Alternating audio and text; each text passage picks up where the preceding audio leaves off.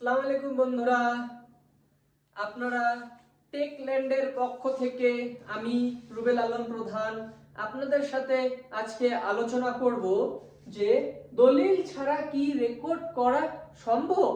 তো আমি আজকে এই বিষয়টা নিয়ে আপনাদের কিছু আলোকপাত করব, তো যাতে আপনাদের বুঝতে সুবিধা হয় যে কি করে দলিল ছাড়া রেকর্ডগুলো হয়ে থাকে। সেগুলোর কিন্তু অনেক কারণ থেকে থাকে। তো আমি আপনাদের কয়েকটা কারণ বলছি। আপনারা অনেক সময় হয়ে থাকে কি দেখবেন যে বিএলএলআরও অফিসে যখন একটা মিউটেশন কেস ফাইল করা হয় সেক্ষেত্রে কিন্তু তো একদিনে অনেক কেস ফাইল হয়। এবার প্রত্যেকটা কেসের হেয়ারিং নিয়ে সেই খতিয়ান করা একটা মানে আর কি একটা এমন ব্যাপার যে এত কিছু ওনারা সঠিক সবকিছু দেখেন না। মানে একটা অফিসে একটা ব্লক কিন্তু অনেক বড় একটা জায়গা ঘিরে একটা ব্লক তৈরি হয়, তো অনেক অঞ্চল থাকে, সেখানে অনেক মৌজা থাকে। তো এত মৌজার কেস যেহেতু একটা অফিসে ফাইল হয়, তো আপনারা দেখবেন একটা বিএলআরও অফিসে একজন বিএলআরও ম্যাডাম থাকেন অথবা বিএলআরও স্যার থাকেন, ওনার নিচে কিছু অফিসার থাকেন, 4-5 জন অফিসার থাকেন। ওনারা হচ্ছেন ল্যান্ড রেভিনিউ অফিসার।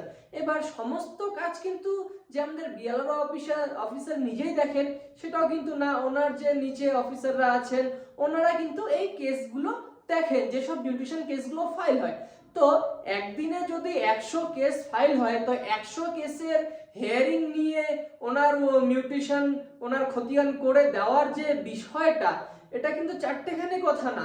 তো সেক্ষেত্রে হয় কি, ওনারা অনেক সময় ভুলবশত কিন্তু সেই যে ওনার যে মিউটেশন কেস ফাইল করেছেন সেই প্লটের উপর খতিয়ানটা না করে দেখা গেল একটা ভুল প্লটের উপর কিন্তু খতিয়ানটা করে দেয়। সেটা কিন্তু ভুলবশত এভাবেই কিন্তু খতিয়ানগুলো জেনারেট হয়ে থাকে। এটা হলো একটা ভুল।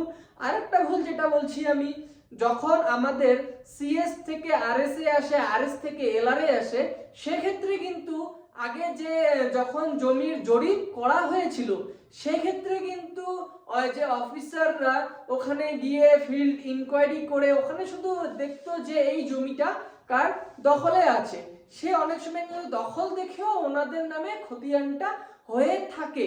তো কিন্তু আমাদের যে টপিকটা দলিল ছাড়া রেকর্ড করা সম্ভব, হ্যাঁ ভুলবশত এসব রেকর্ডগুলো হয়ে থাকে, কিন্তু পরবর্তীতে যেই ব্যক্তির নামে দলিল আছে এবং খতিয়ানটা আরেকজনের নামে, সে ব্যক্তি যখন সেই খতিয়ানটাকে মানে ওনার দলিল দিয়ে মিউটেশন কেস ফাইল করবেন সেই প্লটের ওপর, সেক্ষেত্রে কিন্তু যেই ব্যক্তির নামে সে ভুল খতিয়ানটা হয়েছে সেটা অফিসের ভুলের কারণে হতে পারে, অথবা হচ্ছে আপনার সে জরিপের সময় ভুল হয়েছে সেটার কারণেও হতে পারে। সেই ক্ষেত্রে যদি সেই রেকর্ডভুক্ত মালিক ওনার সেই সঠিক কাগজ দেখাতে না পারেন এবং যিনি মিউটেশন কেস ফাইল করেছেন উনি যদি সেটার দলিল দেখান এবং ওনার যে পিঠ দলিল আছে সেসব যদি ওনার ঠিক থাকে, তাহলে কিন্তু সেই খতিয়ানটা ওনার নাম থেকে কেটে যিনি দলিল মালিক আছেন ওনার নামে অফিস থেকে করে দেওয়া হয়। তো এইভাবেই কিন্তু আমাদের যে ভুল খতিয়ানগুলো এভাবে কিন্তু জেনারেট হয়ে থাকে। এর কিছু কারণ আমরা নিজেও হতে পারি, যেমন আমরা একটা বিষয় জানি না যে আমরা একটা দলিল রেজিস্ট্রি নেওয়ার পরে আমাদের কিন্তু সেখানে কিছু কাজ বাকি থাকে।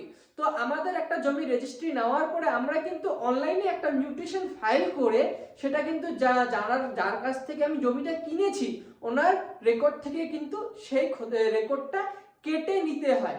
সেটা আমরা করি না, সেটা অনেক সময় ধরে এভাবেই পড়ে থাকে, যার কারণে সেই রেকর্ড হয়তো অন্য কারো নামেও হয়ে যেতে পারে। তো এইভাবেই কিন্তু ভুলগুলো হয়। তো আশা করি আপনারা বুঝতে পারছেন যে দলিল ছাড়া রেকর্ড কি করে হয়। আপনাদের যদি আমার ভিডিও ভালো লাগে আপনারা আমার চ্যানেলটাকে লাইক সাবস্ক্রাইব করবেন। আর তাছাড়াও আমি পার্সোনালি যদি যে কারো সে জমির কেস হোক না কেন, ওনার যদি কোনো সমস্যা হয় তিনি আমার সাথে যোগাযোগ করতে পারেন। আমার মোবাইল নাম্বার দেওয়া থাকবে, আমার হোয়াটসঅ্যাপ নাম্বার দেওয়া থাকবে। আমি আপনাদের সেই কেসের এক একটা কেস যেভাবে আমরা রান করি, সমস্ত কাগজ দেখার পরে আপনার সাথে আলোচনা করে কাগজ দেখে কিন্তু আমি সে নিয়ে যে কোনো একটা উপায় সেটা কিন্তু বার করা যায়, যেটা আপনারা জানেন না জমি সম্পর্কে, তো ওনারা এইভাবে অসুবিধায় পড়েন, আপনারা চাইলে কিন্তু আমার সাথেও যোগাযোগ করতে পারেন। আল্লাহ হাফেজ, আপনারা ভালো থাকবেন।